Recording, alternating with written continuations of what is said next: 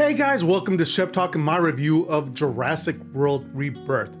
Directed by Garth Edwards, starring Scarlett Johansson as Zora, Mahershala Ali as Duncan, Jonathan Bailey as Dr. Henry Loomis, Rupert Friend as Martin, Manuel Garcia Ruffalo as Ruben, and Luna Laze as Teresa.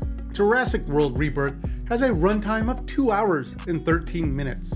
Story: 5 years after Jurassic World Dominion, the world's still dealing with the fallout of free-range dinosaurs. A new expedition heads deep into isolated equatorial zones, hoping to extract DNA from 3 massive prehistoric creatures for what's pitched to be as a medical breakthrough. Because, for Jurassic World, of course it is. Now, I went into this one fully expecting more of the same dino-flavored mediocrity. Honestly, I barely stayed awake through Dominion, and I dragged this movie through the mud during my trailer reaction reviews. But color me surprised, Rebirth actually delivered. Somewhat. Is it perfect? Not even close. But by chucking most of what came before it and heading back to an island setting, it recaptures that old school Jurassic Park terror, especially in the first act. The Mosasaur and the T-Rex sequences, absolute chef kiss.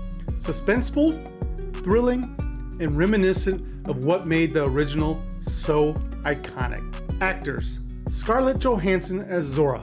ScarJo does what she does best: command the screen and lead the mission.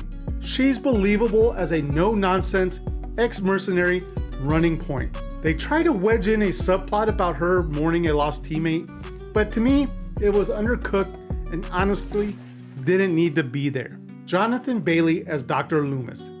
Basically, this man is the movie's Dr. Alan Grant. He brings the blend of awe and oh no when dealing with dinos. But his chemistry with Zora gives the film some needed emotional weight. Mahershala Ali as Duncan. Scene stealer, period. He's the heart of the movie, elevating every scene he's lived in. Even when he's saddled with yet another tragic backstory, Ali makes it work. Action. You know what you signed up for. Dino mayhem. And Rebirth delivers. The underwater Mosasaurus scene alone gives serious Jaws vibes. And the T-Rex? Somehow even scarier this time around. The action scenes felt urgent, brutal, and most importantly, earned. Cinematography. The island setting is a feast for the eyes. Lush, vibrant, and fully immersive. But the night scenes?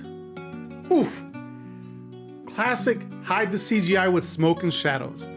We know those dinosaurs aren't cheap, but let us see them, please. Soundtrack. The updated Jurassic Park theme still hits those nostalgic notes hard. There aren't any standout new tracks, but the atmospheric score does a solid job building tension and mood. Sometimes subtle works, and here it mostly does. Now onto some of my nitpicks. The wrecked family trope. As I said in my trailer reaction, this family subplot adds nothing. They're walking merch vehicles, with the kid plus cute dino dynamic shoehorned in purely to sell toys. And it shows. The D-Rex, marketed like the next Indominus Rex, then disappears for 90% of the film, only to pop back up at the climax like, surprise, remember me?